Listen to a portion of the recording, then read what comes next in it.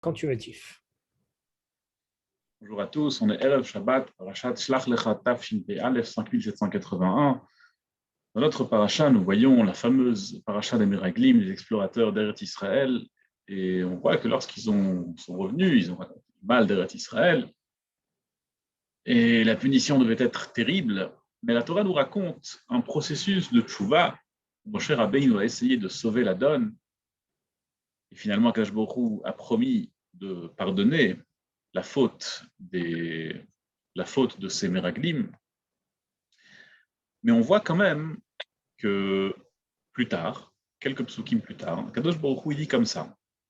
Ve'ulam chai ani im iru et haaretz. Kadosh Baruch Hu dit, il fait une promesse que les Meraglim, que les explorateurs ne verront jamais Eretz Israël, ils ne vont jamais pouvoir rentrer en Eretz Israël.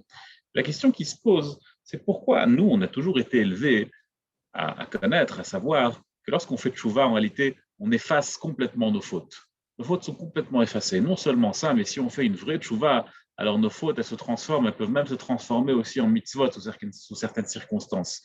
Donc la question qui se pose, c'est pourquoi est-ce qu'ici, malgré leur tchouva, la punition s'est maintenue, qu'ils ne pouvaient pas rentrer en Eretz Israël. Il y a sur ça un parabole du Maguide de Douvna. Le Maguide de Douvna, il raconte une histoire sur une personne très riche qui devait marier sa fille. Et un jour, l'agent matrimonial lui dit, j'ai deux garçons pour toi. Un qui vient d'une famille extrêmement riche. Et tu n'auras pas à te soucier de leur avenir financier, c'est pas toi qui vas t'en occuper. T'inquiète pas, le père du mari, c'est lui qui va te prendre en charge. Et juste un petit problème, c'est que le mari, c'est pas un grand sadique, même plutôt le contraire. Ça, c'est option A.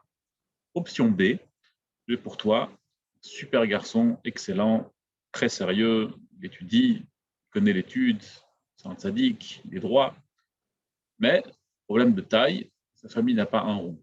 C'est toi qui vas tout devoir prendre en charge de A à Z. Le garçon réfléchit, le père réfléchit. Bon, c'est quand même un bon juif qui veut choisir un bon mari pour sa vie. Logique.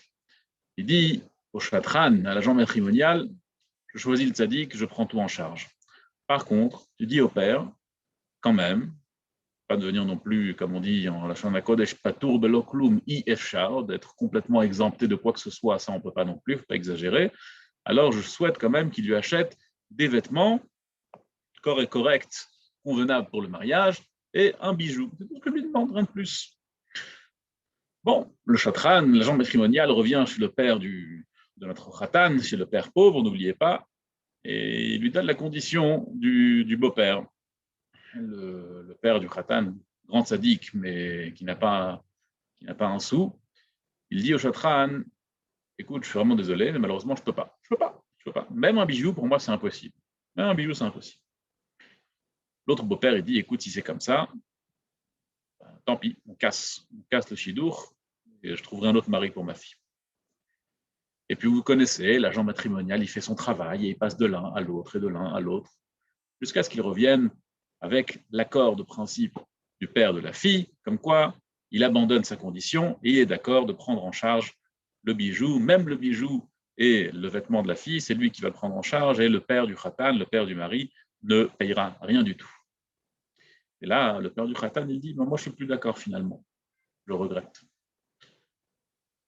Il demande le chatran, l'agent matrimonial, j'ai fait tout ce travail pour rien, dégoûté quand même. Il dit, pourquoi tu n'es plus d'accord? Dit le père du mari, si le beau-père, le père de la fille, n'a pas compris la valeur d'un khatan talmid chacham, la valeur d'un gendre qui connaît la Torah, qui sait étudier, qui est tzaddik, et qui est prêt à casser complètement le chidour, juste du fait que je n'ai pas accepté de payer le bijou et le vêtement, si c'est que pour ça qu'il est d'accord de casser, ça veut dire qu'il ne connaît pas la valeur de la Torah. Et s'il ne connaît pas la valeur de la Torah, je ne veux pas d'un beau-père comme ça. Bel et dit le Maguide de Douvna, c'est exactement pareil. Les Meraglim, c'est vrai qu'ils ont fait tchouva, c'est vrai qu'ils sont revenus au droit chemin, et c'est vrai que théoriquement, ils ne devaient pas être punis.